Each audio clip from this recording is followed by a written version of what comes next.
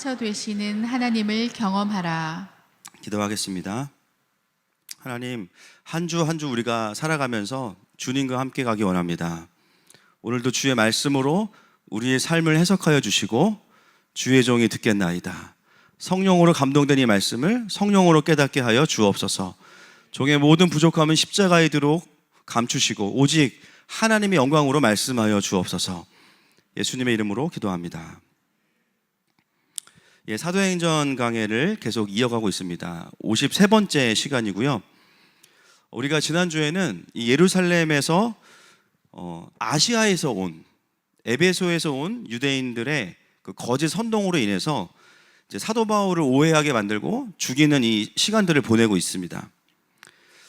그 27절에 보면요, 읽어보진 않겠지만 바울을 성전에서 봤다라고 나오는데 거기 쓰인 단어는 성전의 뜰입니다. 거기에는요 유대인 남자들만 들어갈 수 있어요. 근데 거기에는 바울 혼자 있었습니다. 근데 이 유대인들이 어떻게 이야기해요?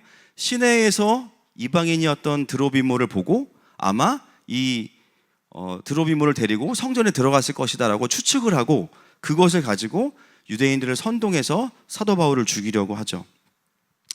사도 바울은 모세의 율법을 부정한 적도 없고 율법을 어긴 적도 없고 이방인을 데리고 성전에 들어간 적은 더더군다나 없습니다.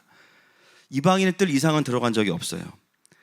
그럼에도 불구하고 이제는 선동된 유대인들은 거의 사도 바울을 죽이려고 하는 이 물리적인 이제 압박들을 가해오기 시작합니다. 그래서 그들 안에는요 아무리 바울이 아니라고 말하고 특별히 27절에 보면 그 이레가 거의 참에 한번 띄워주시겠어요? 시작. 그 이레가 거의 참에 아시아로부터 온 유대인들이 성전에서 바울을 보고 모든 무리를 충동하여 그를 붙들고. 여러분 이 말씀이 얼마나 재밌냐면요, 그 이레가 거의 참에 이게 무슨 뜻이냐면 나시린들이 서약을 다 마치고 이제는 그 서약을 행하는 그 일주일의 율법을 지켰다는 얘기예요. 지금 바울은 율법을 지키고 있거든요. 이게 사실인데 유대인들은 뭐예요? 바울을 보고 충동을 일으켜요. 율법을 어긴 사람이라고. 이 한 절 말씀 안에 모순이 존재하고 있는 거죠. 이미 선동된 유대인들의 눈에는 사도 바울은 이미 성전을 더럽힌 사람으로밖에는 보이지 않습니다. 그래서 온 성이 이제 소란에 휩싸이게 됩니다. 여러분, 이 예루살렘의 이 유대인들을 보면서 우리가 무엇을 깨닫게 되냐면 그렇게 성령의 임재가 있고 은혜가 충만했던 예루살렘 교회가요, 그 거룩한 무리들이 어느 순간 하나님의 임재가 거쳐지고 하나님의 주권이 인정되지 않으니까 어떻게 돼요? 성난 무리가 된다는 거예요. 여러분 이것은 다른 사람의 문제가 아니고요 나의 문제입니다. 여러분 우리가 예배 드릴 때 모습이 가장 상태가 좋아요. 할렐루야. 그죠? 우리의 고민은 뭐예요? 이 모습 그대로 가서 가정에서 지내고 싶어, 마음은. 근데 문제는 뭐냐면 집 문을 열고 들어가는 순간 벌써 남편이 벗어놓은 양말 때문에 마음이 상해요. 그죠? 산적한 집안의 문제를 보면서 주님의 임재가 거쳐지기 시작해요. 둘 다 우리의 모습입니다. 놀라실 필요가 없는 거예요. 여러분 우리가 하나님의 통치 안에 성령님께 감동된 상태로 살면요 평안하고 온유해요. 그러나 어떤 이유에서건 그 성령의 감동이 깨어지고 내 안에 의와 상처가 올라오면 전혀 다른 모습이 또 드러나는 것 또한 우리의 모습입니다. 여러분 교회는 어떤 곳입니까? 그 두 가지의 모습을 같이 서로 경험하면서 정말 끊임없이 성화를 해가는 곳, 그것이 바로 공동체인 줄 믿습니다. 아멘이시죠? 그래서 여러분 어떤 이제 아내분들은 남편들이 자꾸 이제 예배를 가라고 막 해요. 본인 안 가면서. 왜 그럴까요? 다 아시죠? 그죠?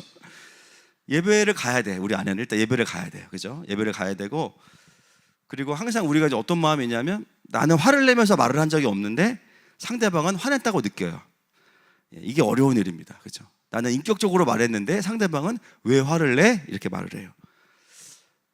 여러분 우리가 하나님께 붙잡혀 있지 않으면 누구나 다 그럴 수밖에 없습니다. 아멘이시죠?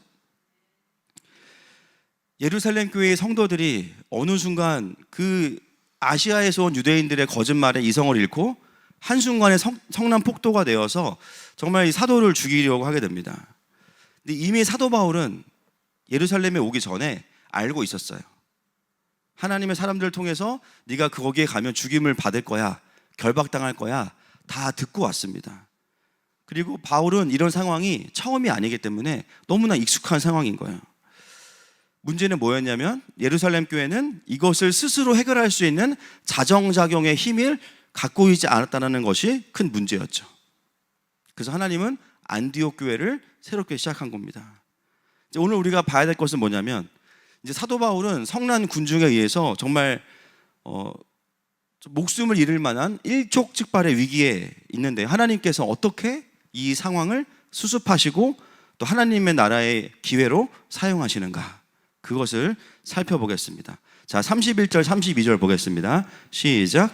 그들이 그를 죽이려 할 때에 온 예루살렘이 요란하다는 소문이 군대 천부장에게 들림에 그가 급히 군인들과 백부장들을 거느리고 달려내려가니 그들이 천부장과 군인들을 보고 바울 치기를 그치는지라. 여러분, 제가 전에 말씀드렸듯이 예루살렘은 사실 로마 군인들이 막 활개를 칠 수 있는 곳이 아니에요. 그래서 가이사랴에 본부가 있었고요. 예루살렘 안에서 일어나는 일 중에서 특히나 이 종교적인 분쟁은 로마 군대가 잘 개입을 안 합니다. 근데 여러분, 오늘 본문을 보시면요, 유대인들 사이에서 일어난 종교 분쟁인데 즉각적으로 누가 개입하냐면 로마의 군대가 개입해요. 이건 사실 이례적인 일이고 특이한 일입니다. 천부장이 급하게 백부장들을 데리고 이 유대 예루살렘에서 일어난 이 소요 사태에 개입을 하게 돼요. 이게 어떻게 가능했냐면 그 당시에 이 로마의 주둔군은 성전의 북서쪽 모서리에 요새가 있었어요. 이 요새 이름이 뭐냐면 안토니오 요새입니다. 거기선 24시간 동안 예루살렘을 관찰하는 사람들이 계속 있습니다. 그 보초를 서는 사람들이 그 사태를 보고선 평상시 같으면 개입을 안 하거든요. 그날따라 이상하게 마음에 하나님께서 불편한 마음을 주셨겠죠.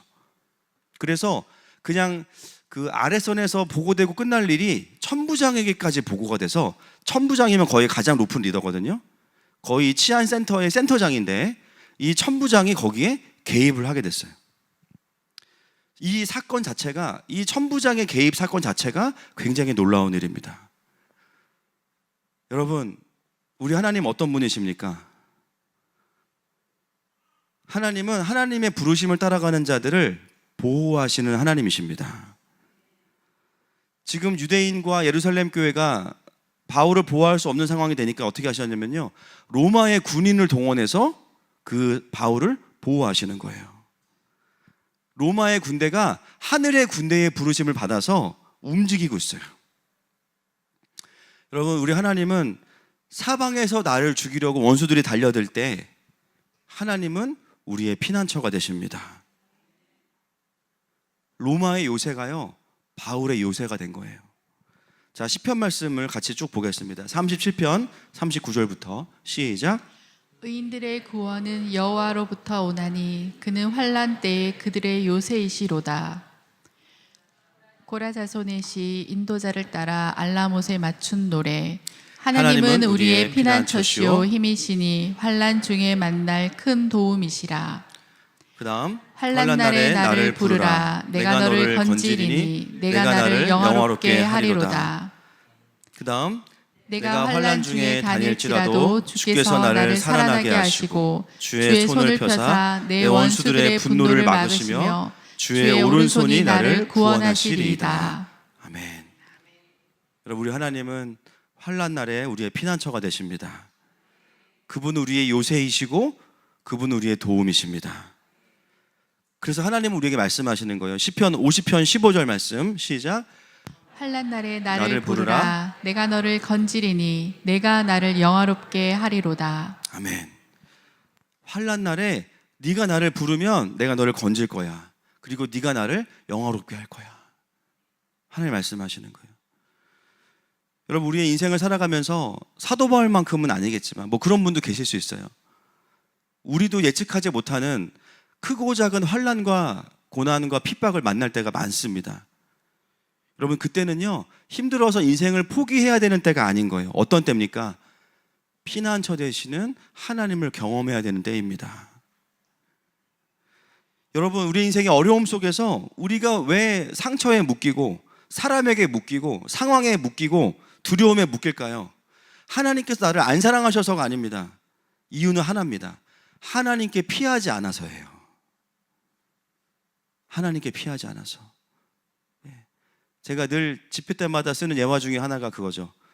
풍랑 중에 고통받는 제자들이 예수님이 안 계시니까 우리가 죽었다. 근데 그 밤 사경에 그 어두운데 성경에서 가장 무서운 본문입니다. 예수님이 풍랑 위를 쓱 걸어오세요. 아무 말 없이. 풍랑보다 예수님이 더 무서워. 그렇죠? 근데 그 본문에 보면 예수님이 어떻게 해요? 도와주려고 오셨는데 지나가요. 그냥 발연기 하시잖아요. 발연기. 그 지나가면서 곁눈질로 보고 있는 예수님이 얼마나 참 그렇습니다. 근데 왜 예수님께서 그냥 도와주러 오셨으면 쿨하게 도와주시면 되지, 풍랑을 잠잠케 하시면 되지, 왜 지나가십니까?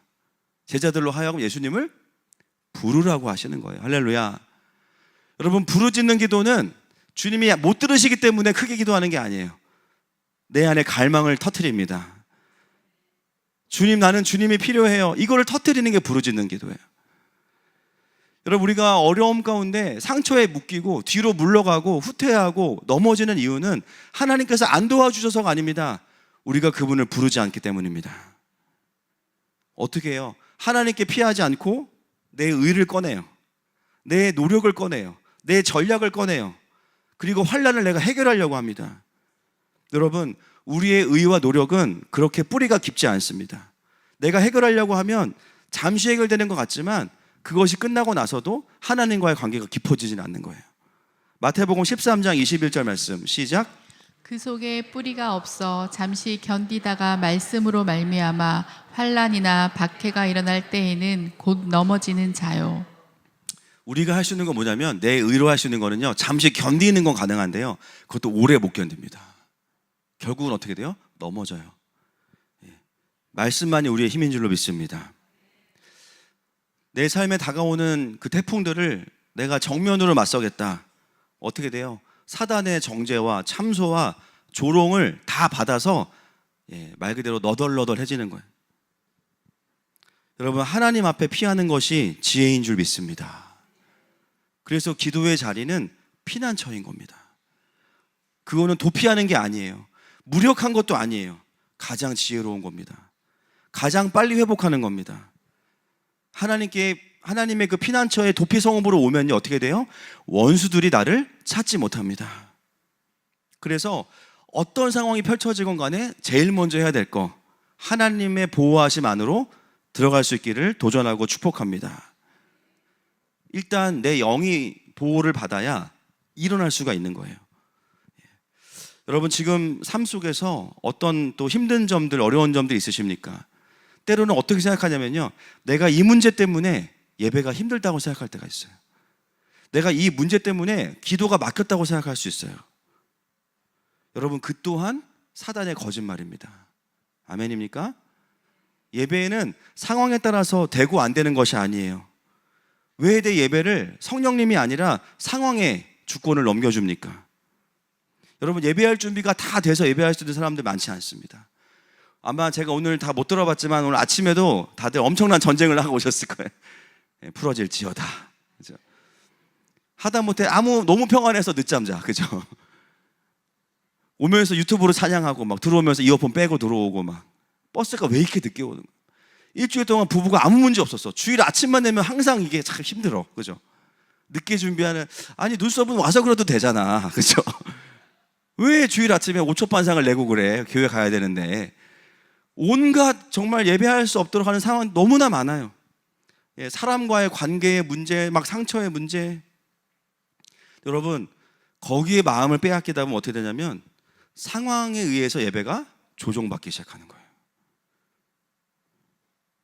예배가 준비가 돼야 예배할 수 있는 사람들 많지 않습니다. 오늘 온도가 26도야 돼, 24도야. 오늘 예배 망쳤어. 여러분, 신앙이 깊어질수록 영적으로는 예민해져야 되지만요, 예배하지 못할 이유는 사라져야 됩니다. 아멘이십니까? 그 훈련을 하는 게 말 그대로 예배를 뚫어내는 훈련을 하는 거예요. 신앙이 연약할수록 수많은 조건이 갖춰져야 예배가 돼요. 여러분, 교회를 우리가 때로는 뭐 이사를 가든지 여러 상황 속에서 옮길 수도 있겠죠. 그런데 여러분, 제가 말씀드리지만 교회는 쇼핑하면 절대 안 됩니다. 몇 번 가서는 그 교회가 어떤 교회인지 알 수도 없어요. 가서 뭘 확인해요? 주로 보통 내가 예배할 이유들을 확인해요. 도시선교사의 부름은 예배를 판단하는 자가 되는 게 아니에요. 예배가 없는 곳에 예배를 세우는 자입니다. 그 훈련을 하라고 하나님께서 부르신 거예요. 상황이 좋아지고 문제가 해결돼야 예배가 회복되는 것이 아니라 오히려 어려운 상황에도 객관화하고 나는 주님을 예배하리라, 나는 오늘도 경배하리라, 먼저 거기서 풀어지면 삶의 도약이 있는 줄로 믿습니다. 여러분, 하나님은 우리의 상황과 상관없이 선하시고 신실하신 분이십니다. 여전히 우리를 사랑하십니다. 그게 우리가 기도할 이유이고 예배할 이유입니다. 여러분, 많은 분들이 그래요. 기도가 안 돼요. 그래요. 그럼 제가 뭐라 그래요? 기도가 될 때까지 기도하세요. 예배가 안 돼요. 예배가 뚫릴 때까지 예배하세요. 그거는 너무 킬링 타임 아니에요? 기도가 안 되는데 앉아 있으면 시간 낭비 아니에요? 여러분, 기도는 하나님과의 만남 그 자체입니다. 여러분, 기도가 안 되면요, 안 돼 있는 채로 그냥 버티는 거예요. 그 시간은 킬링 타임이 아니고 힐링 타임입니다. 주님도 말이 없고 나도 말이 없어. 그냥 앉아 있는 거예요. 계속 앉아 있는 거예요. 그 노사연 씨의 노래가 떠올라. 만남 노래가 떠올라. 우리 만남은 우연이 아니야. 그것은 우리의 바람이었어. 여러분, 기도는 주님의 갈망과 나의 갈망이 만나는 거예요. 돌아보지 마라. 기도하다가 누가 왔나 돌아보지 말라는 거예요. 기도하다가 어제 꺼준 돈 못 받은 거 돌아보지 말라는 거예요. 후회하지 마라. 기도하러 온 거 후회하지 말라는 거예요. 그렇게 기도하다 보면 어떻게 돼요? 바보 같은 눈물 보이지 마라. 이건 틀렸어요. 기도하다 보면 바보 같은 눈물 나와요. 왜 우는지 몰라요. 눈물이 나와요. 왜 그래요? 내 영 안에 있는 슬픔과 묶임들이 풀어져 나오는 거예요. 그건 성령님이 주시는 탄식이에요. 여러분, 우리 교회 오시면 이제 특징 중에 하나가 헌금 봉투 있는 자리에 휴지가 다 있잖아요. 꽉 티슈. 그렇죠? 남편들이 많이 당황해요. 우리 교회 오면. 아내가 너무 울어가지고. 왜 당황해요? 우리를 보면 다른 사람들이 나 때문에 운다고 할 것 같은데. 그러니까 아내가 우는 게 불편해. 아닙니다. 남편 때문에 우는 거 아니에요. 지금 아내들이 왜 우냐면 미국 대선이 걱정돼서 우는 거예요. 지금 해리스냐 트럼프냐, 지금 이스라엘 전쟁 때문에 슬퍼서 우는 거지 남편 때문에 우는 게 아니에요. 오해하지 마시고. 비질립니다. 그런데도 아내가 너무 울면 제가 비장의 무기를 가르쳐 드릴게요. 남편들이 더 크게 울면 돼요. 통곡을 하다가 시신을 한 번씩 하고 한 번씩 기도하다가 주님, 바가지의 권세가 깨질, 이렇게 한번 기도하시면 되는, 승리의 비결인 줄 믿습니다. 여러분, 살아가면서 기도가 막힌다 이 개념은요, 사실 어떻게 보면 거짓말이에요. 내가 기도를 안 하는 거예요. 여러 가지 이유가 생기면서. 근데 전에는 주변적인 이유였다면 점점 더 기도하지 못할 핵심적인 이유들이 막 발생하거든요. 근데 그건 우리를 시험 들라고, 사단은 시험 들라고 할 수 있지만 하나님의 의도는 뭐냐면 뚫어내라는 겁니다. 전에는 1시간 기도하면 뚫렸는데 지금 이 어려움 속에서는 1시간 갖고 안 되면 2시간, 3시간. 시간이 중요한 게 아니라 뚫릴 때까지 기도하는 거예요. 어느 순간 어떻게 돼요? 세상과 나는 간 곳 없고 구속한 주만 보이도다. This is my story. 이것이 나의 간증이요.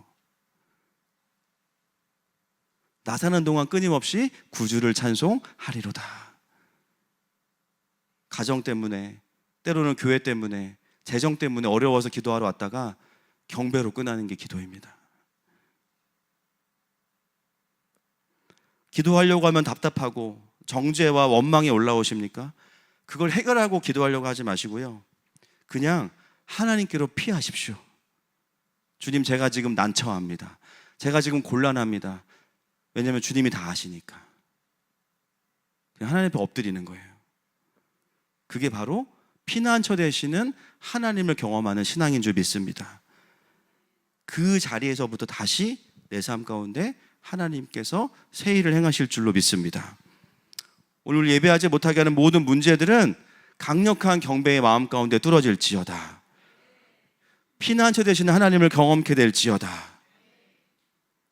자, 33절과 34절 말씀 보겠습니다. 시작.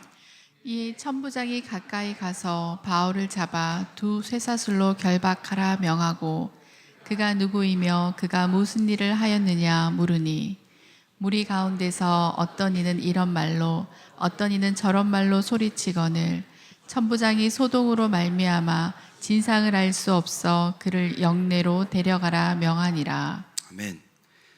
천부장이 와서 겉으로 보이는 모습은요, 바울을 구속합니다. 바울을 결박해요. 쇠사슬이 두 개잖아요. 하나는 손, 하나는 다리를 결박해요. 마치 이렇게 바베큐 구이처럼 이렇게 결박을 해가지고 사람들한테 물어봐요. 대체 얘가 무슨 잘못을 했길래 너희가 이렇게 난리를 치는 거냐 물어봅니다. 사람들이 뭐라 그래요? 이런 말 저런 말들을 막 쏟아내요. 저 사람은 우리의 지도자 모세를 배반했습니다. 저 사람은 성전을 더럽혔습니다. 저 사람은 성전에 이방인을 데리고 들어갔습니다. 본 적은 없어요. 그런 얘기가 있다는 거예요. 예수님을 죽일 때처럼 거짓 증인들이 수많은 말들을 쏟아냅니다. 그러면서 어떻게 더 분위기가 격양되고 흥분돼요. 자, 여러분 이때 로마 군인들이 어떻게 하는지를 보겠습니다. 35절, 36절입니다. 시작. 바울이 층대를 이를 때 무리의 폭행으로 말미암아 군사들에게 들려가니 이는 백성의 무리가 그를 없이 하자고 외치며 따라가미러라. 사람들이 바울을 죽이려고 하니까 어떻게 되냐면요, 바울이 걸어갈 수가 없잖아요. 다리가 묶여서요. 들고 가요.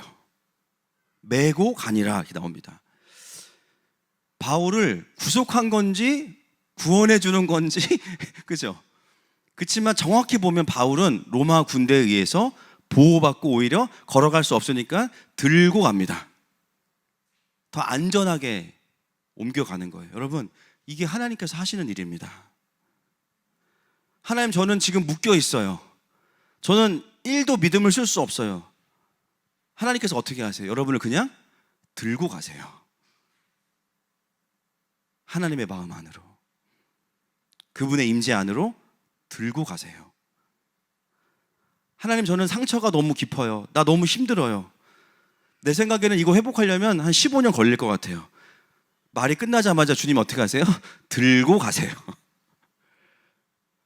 이거 남편이 용서하려면 이거 한 달은 내가 밥을 안 해줘야 되는데 이미 마음이 풀렸어. 열받아.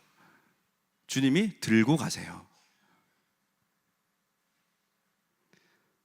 사도 바울도 이거를 해결하려면, 내가 이 누명을 먹고 하려면은 법적인 절차를 거치고 다 해야 되는데 어떻게 하나님께서 바쁘니까 들고 가십니다. 이건 로마 군대가 아니에요. 제가 보기에는 하나님의 군대입니다. 오늘 이 일이 우리 가운데 일어나기를 축복합니다. 하나님은 하나님의 교회와 하나님이 세우신 자들 하나님 보호하시는 거예요. 자, 37절, 38절 보겠습니다. 시작. 바울을 데리고 영내로 들어가려 할 그때에 바울이 천부장에게 이르되 내가 당신에게 말할 수 있느냐 이르되 내가 헬라 말을 아느냐 그러면 내가 이전에 소요를 일으켜 자객 4,000명을 거느리고 광야로 가던 애굽인이 아니냐. 이제 안전한 곳으로 옮겨가는데 계속 군중들은 따라오지만 로마 군대가 있으니까는 이제 어떻게 할 수가 없어요. 그때 바울이 헬라 말을 합니다. 천부장이 깜짝 놀란 거예요. 유대인인 줄 알았는데. 아니, 너가 그 4,000명을 데리고 반란을 일으켰던 애굽 사람 아니냐? 이거 중요한 거 아니니까 넘어가겠습니다. 근데 바울이 대답해요. 39절 시작. 바울이 이르되 나는 유대인이라 소읍이 아닌 길리기아 다소시의 시민이니 청컨대 백성에게 말하기를 허락하라 하니. 여러분, 39절이요, 이 문장이 되게 특이합니다. 구조 분석해 보면 이게 한 문장이 아니고요, 여러 문장, 짧은 문장들이 이렇게 나열됐는데 점점 강한 표현으로 바뀌어요. 제가 그대로 해석하면 첫 번째 문장, 나는 사람입니다. 나는 유대인입니다. 나는 길리기아 다소의 시민입니다. 이렇게 돼 있어요. 나는 사람입니다 에서 시작된 문장이 나는 다소의 시민입니다로 끝나요. 이거는 어떤 것을 의미하냐면, 다소라는 것은 굉장히 중요한 도시이기 때문에 이 바울은 함부로 대할 사람이 아니라는 것을 바울이 짧고 굵게 어필하고 있는 겁니다. 여러분, 사도 바울이 갖고 있던 정체성 중에 다수의 시민보다 더 중요한 강력한 패스포트가 있어요. 그게 뭐죠? 로마 시민이에요. 로마 시민. 그죠? 근데 그 로마 시민 카드는 아직 안 쓰고 있습니다. 여러분, 이 짧은 바울의 이 이야기 속에 진짜 중요한 게 있어요.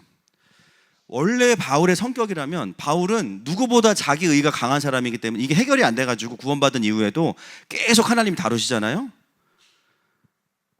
그 부당한 대우를 받고 있는데 의가 강한 사람이라면 어떻게 하겠어요? 대번에 사람들이 죽이려고 할 때 이 사람들이 내가 누군지 알아, 내가 너희 서장이랑 밥도 먹고 다 했어, 이거 하면서 내가 로마 시민이야 그러면서 어떻게 해요? 천부장 총 뺏어가지고 다 쏴 죽이겠죠. 나는 정당방위야. 바울이 자신 안에 그 의대로 행동했다면 그렇게 반응했을 거예요. 자기에게 있던 특권과 권리들을 사용했을 거예요. 그리고 주동한 사람들 전부 다 이제 명예훼손으로 해가지고 다 잡아 넣겠죠.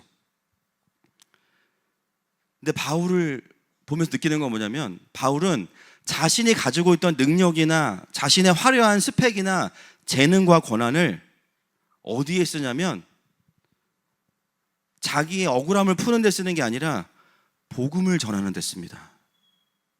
이게 바울이 변화된 부분이에요. 단순히 자기의 생명을 부지하는 게 목표가 아니에요. 이미 바울은 예루살렘에 오면서 자기의 생명을 내려놨어요. 그의 인생에 남은 건 뭐냐면 오직 킹덤밖에 없어요.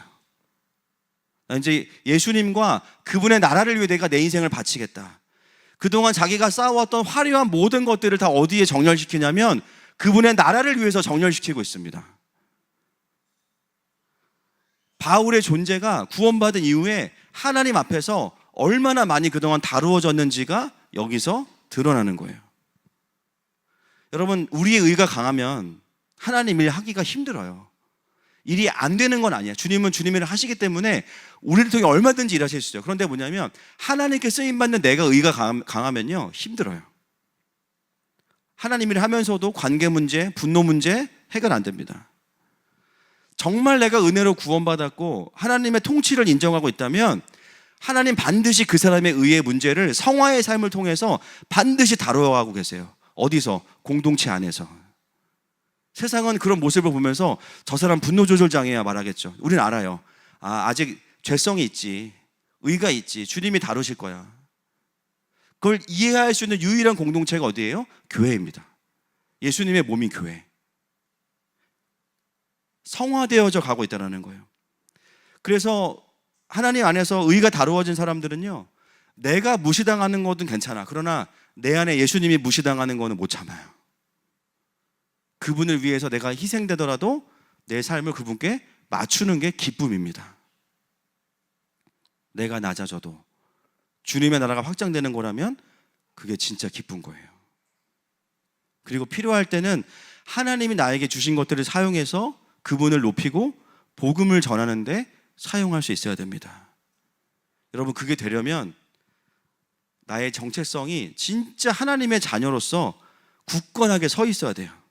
하나님의 말씀으로 내가 굳건하게 서 있어야 돼요. 그래서 우리가 속사람학교를 하는 이유가 뭡니까? 나의 정체성이 머리로는 하나님의 자녀라고 생각하지만 존재는 아닌 거예요. 실패자, 경쟁하는 자, 시기하는 자, 우울한 자, 이게 자기의 주된 정체성이면 반드시 진리의 말씀으로 그것이 반전돼야 됩니다. 할렐루야.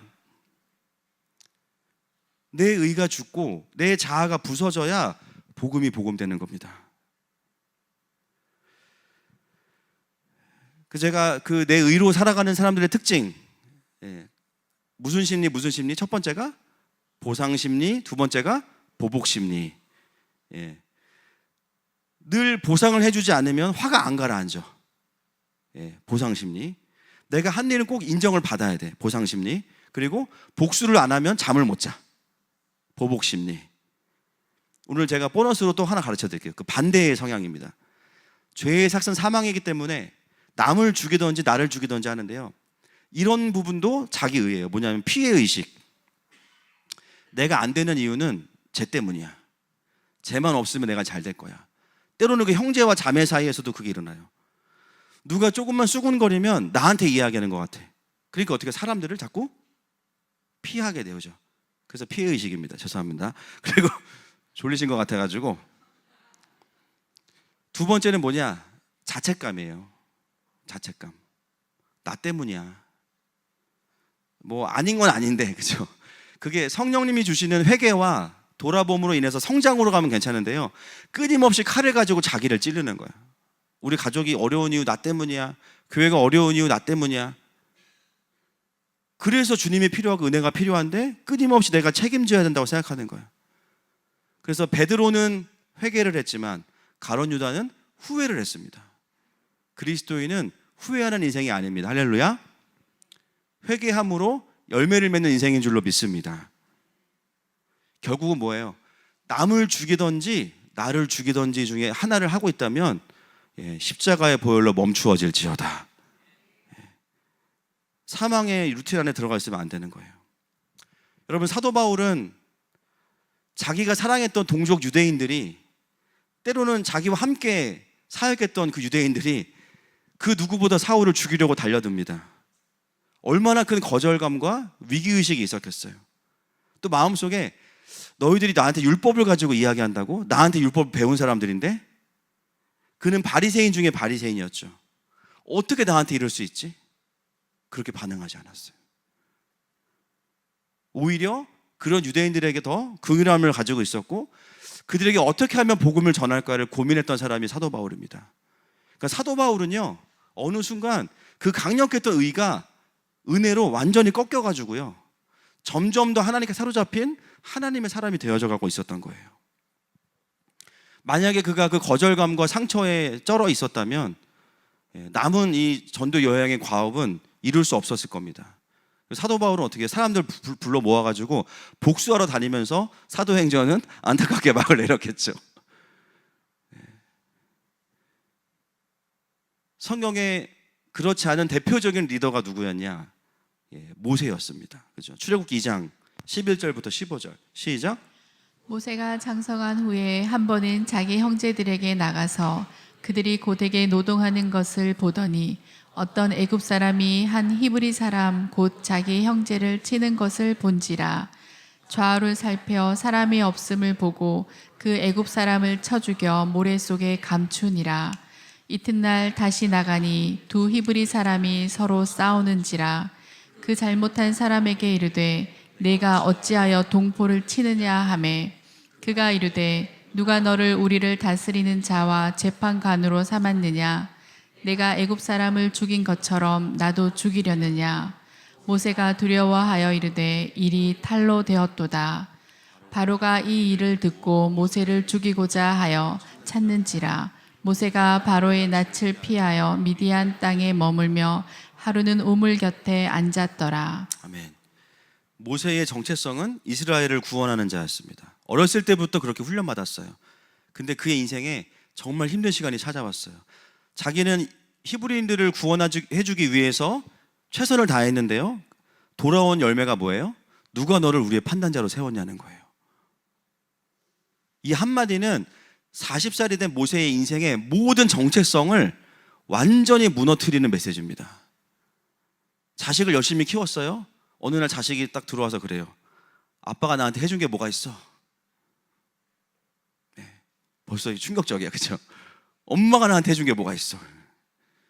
그래서 우리는 다 영수증도 모아놓고 사진도 찍어놓고 때마다 동영상 다 찍어놔야 돼. 그래, 기다려. 그래가지고 3테라, 하드 3테라 가지고 와서 네가 돈 훔쳤을 때 경찰서에서 내가 빼왔지. 너 때문에 물어준 깽값만 1억이야 임마. 그러면서 막 오토바이 2대, 차 1대, 벤츠 1대 막 엄마 잘못했습니다. 이걸 해놔야 돼요. 할렐루야. 모세는 40살 될 때까지 자기가 출생의 비밀을 알고 있었어요. 나만 왜 친구가 없지? 다 죽었어. 왜? 너만 구원하셨으니까. 유치원에 가도 남자애들이 없고 늘 같이 애들이랑 인형놀이 하고, 그죠? 그렇게 힘들게 자라와가지고 겨우 이제 리더가 돼야지 했는데 거절당했어. 인생이 부정당한 거예요. 모세가 성숙했다면 거기서 자신을 향한 하나님의 음성을 딱 잡았어야 돼. 나는 그래도 구원자야. 하나님 부르셨으니까. 근데 그게 안 된 거예요. 와장창 무너진 겁니다.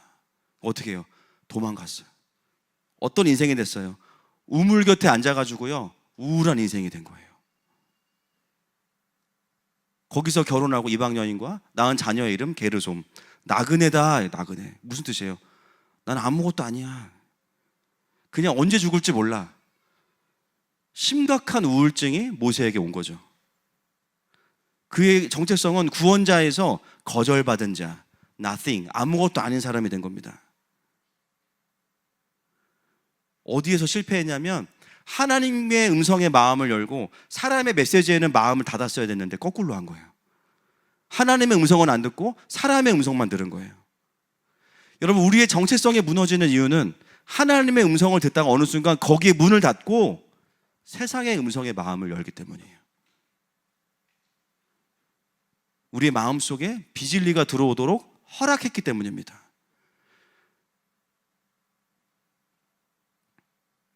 며칠 전에 분당에 이제 막 태풍이 와서 비가 억수같이 온 날이, 비가 진짜 막 쏟아 부은 날이 있었어요.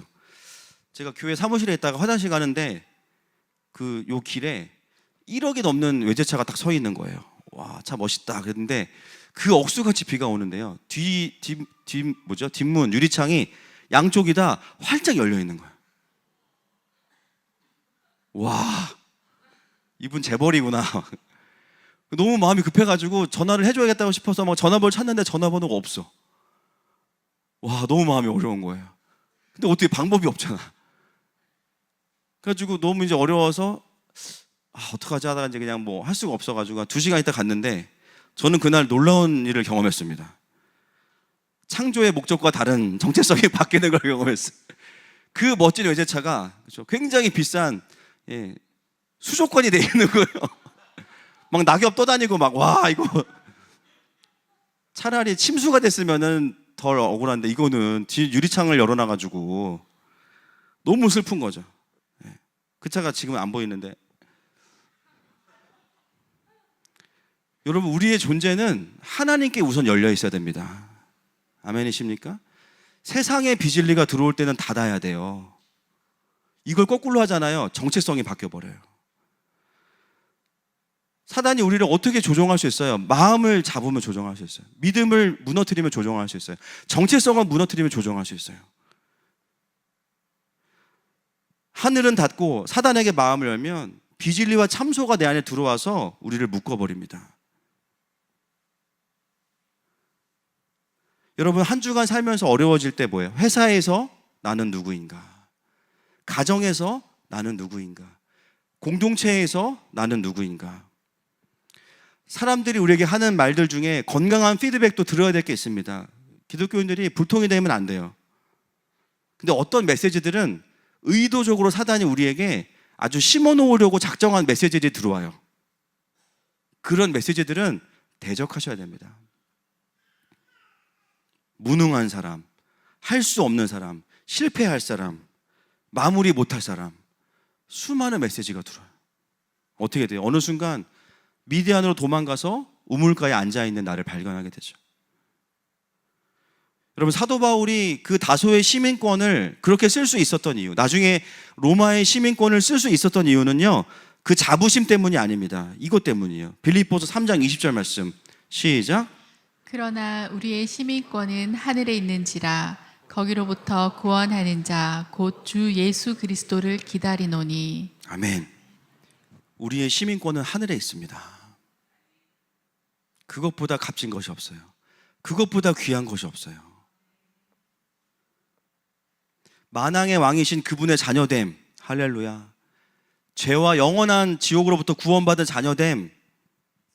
우리는 회사의 임원이기 이전에, 회사의 직원이기 이전에, 자영업자이기 이전에, 주부이기 이전에 하늘에서 보내받은 사도 도지선교사입니다. 그것이 우리의 근본적인 정체성이라는 거예요. 그게 있어야 회사에서도 버틸 수 있어요. 때로는 내가 정말 실패하고 실수하고 욕을 먹고 무능해도 희한하게 주님이 안 잘라. 그럼 뭐예요? 힘들게 다니라는 게 아니에요. 주님이 부르셨구나. 할렐루야. 물론 열심히 해야겠죠. 잘해야겠죠. 그런데 안 되는 것도 있어요. 신기해요. 내가 사장님이면 나를 자를 텐데 왜 계속 두지? 그 위에 하나님이 계시기 때문이에요. 그러다가 때가 되면 주님이 사장님을 통해서 또 다음 회사로 옮겨주시겠죠. 가면 되는 겁니다. 그리스도인의 인생은 내 의와 나의 그 세상으로부터 오는 판단과 피드백을 따라가는 인생이 아니라 계속해서 하나님 나라를 따라가는 삶인 줄로 믿습니다. 그 여정을 가다 보면 어떻게 되냐면요, 내 자아를 버리게 돼요. 이제 내 의를 가지고 살아봤자 남는 게 없어요. 내 상처를 붙들고 살아봤자 상처로는 절대로 다른 사람들을 못 섬깁니다. 우리가 때로 그럴 때 있어요. 어떤 사람이 당하는 일을 보면서 내 상처와 연결되니까 내가 더 분노해 막. 사실 그건 도와준다기보다는 내 상처가 또 올라온 거거든요. 그 열매가 뭐예요? 더 많은 사람들에게 상처를 줘요. 근데 나는 어떻게 착각해요? 나는 상처받았기 때문에 피해자야. 실제로는 더 많은 사람들을 죽이고 있는데, 이게 이제 기만이죠. 결국 하나님을 따라갈 때 우리는 생명이 있습니다. 이 땅에서 나에게 부여된 다른 정체성들은요, 복음 전하는 데 사용하면 되는 겁니다. 그 부르심의 영역에서 하나님 나라를 이루는데 그냥 성실함으로 드리면 되는 거예요. 그래서 여러분, 때로 우리가 복음을 전할 때 참 우리에게 주어진 이 귀한 직분들이 너무 좋을 때가 있어요. 목사가 아니고요, 회사원으로 선교를 나가고, 의사로, 교수로, 엔지니어로, 여러 가지 모습으로, 뭐 설빙을 가지고 나가도 되고, 인생 네컷을 가지고 나가도 되고, 축복이 임할지어다. 뭐든지 좋아요. 그죠? 그 세컨 그 아이덴티티, 정체성을 가지고선 하나님 나라의 일들을 이어가는 거예요. 전도를 할 때도 우리에게 주신 정체성들은 공감하는 데 쓰이는 거죠. 어떤 청년 전도하는데 보니까 공군 나왔어. 나도 공군인데. 몇 기예요? 그래서 마음이 다 열려요. 어떤 전사님과 동역을 해야 돼요. 어디 신학교 출신이에요? 같은 신학교야. 그럼 저 몇 기인데요. 선배면 밥 얻어먹고 후배면 밥 사주고. 마음이 또 연결돼. 또 어디 학교 출신이에요? 그러면 우리의 신학교가 아니야. 그 학교 좋은 학교인데. 그렇죠? 정체성, 하나님 나라의 시민권 외에는 다 상대적인 겁니다. 나의 이력을 드러내고 나를 자랑하는 데 쓰는 것이 아니라 예수님을 전하기 위해서, 하나님 나라의 일을 이루기 위해서 그것들을 사용하는 것이죠. 오늘 사도 바울이 그 위기 가운데 하나님의 도우심을 경험하면서 자신에게 있었던 정체성들을 사용해서 결국 뭘 하게 되냐면요, 39절 40절 마지막입니다. 시작. 바울이 이르되 나는 유대인이라 소읍이 아닌 길리기아 다소시의 시민이니 청컨대 백성에게 말하기를 허락하라 하니, 천부장이 허락하거늘 바울이 층대 위에 서서 백성에게 손짓하여 매우 조용히 한 후에 히브리 말로 말하니라.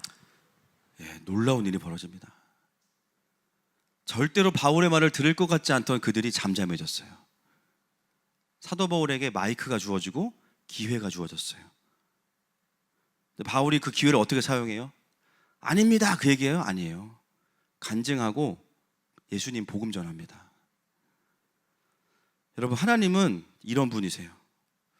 하나님의 부르심을 따라가는 자의 삶에서 하나님은 지속적으로 자신을 나타내 주시고, 도우시고 위로하시고 피난처가 되어주시고 위기를 기회로 바꾸시는 반전의 하나님께서 바로 우리의 하나님이십니다.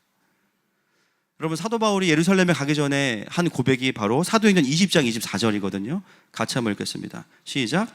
내가 달려갈 길과 주 예수께 받은 사명 곧 하나님의 은혜의 복음을 증언하는 일을 마치려 하면은 나의 생명조차 조금도 귀한 것으로 여기지 아니하노라. 아멘. 이미 사도 바울은 자기는 없어요. 예수님밖에 없어요. 내 인생의 남은 시간 하나님 나라 영광을 보면 그걸로 나는 끝이다. 하나님께서 안 도와주실 수가 없는 거예요. 사도 바울은 사역 중독이 아닙니다. 사역의 우상인 사람이 아니에요. 그가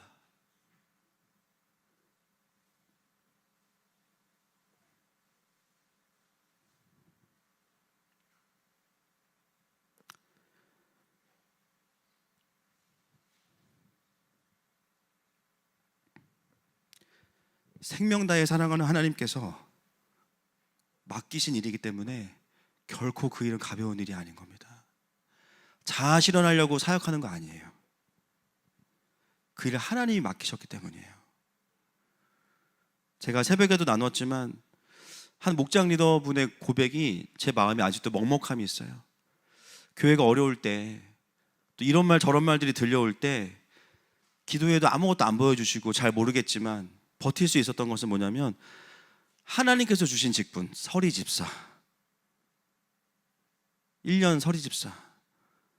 이거는 확실해. 이 기간 채우고 싶다. 다음 세대 교사 지켜주고 싶다. 그 자리 타이틀의 문제가 아니에요, 그죠? 그 맡기신 분이 하나님이시기 때문에. 저는 직분론을 말하는 것도 아닙니다. 내가 판단하기보다 하나님께 피하고, 내가 나서는 것보다 하나님이 하시도록 하고, 상처에 반응하지 않고 끝까지 하나님의 부르심 앞에 정렬되려고 노력하는 거. 때로 우리는 너무 많은 부분에서 내가 힘드니까 이건 하나님의 뜻이 아닐 거라고 생각해요. 심지어 어떻게 너무 내가 힘드니까 하나님의 음성마저도 왜곡시켜요. 여러분, 힘들 때 더 깊이 들어가셔야 돼요. 내 영이 힘든 건지, 내 자아가 힘든 건지, 내 자존심이 힘든 건지, 영이 불편한 건지를 분별해야 됩니다. 신앙이 성장할수록 어떻게 돼요? 자아가 죽으니까요, 상처받을 일이 별로 없어요. 은혜 받을 일만 있어요. 할렐루야. 마지막 때의 미혹이 뭐예요? 나의 옛 자아의 편함을 따라가게 하는 거예요. 계속 거기에 영적인 이유들이 막 명분들이 생겨요. 막 이래서 이렇다. 이것도 기만이죠. 지금 내가 살아가는 삶의 여정이 그동안 나의 삶을 인도하신 하나님, 성경의 맥락과 다르다면 어쩌면 그것은 내 옛사람이 편하고자 하는 도피와 회피가 될 수 있다는 것을 우리는 분별할 수 있어야 됩니다. 마지막 킹덤의 군대로 가야 되는 가장 중요한 포인트는 상황과 상처에 반응하는 것이 아니라 진짜 하나님의 음성을 듣고 따라가는 겁니다. 우리 하나님은 피난처가 되시는 하나님이시고, 우리를 도약하게 하시는 하나님이시고, 위기를 기회로 바꾸시는 하나님이세요. 이 시간 함께 좀 기도하기 원합니다. 여러분, 내 삶 가운데 감당치 못할 큰 어려움들 가운데 있는 분들, 오늘 그 피난처 되시는 주님께 나아갑시다. 그리고 내 힘과 노력이 아니라 하나님, 내가 오늘도 나를 이끄시는 그 주님의 선하심 앞에 나아갑니다.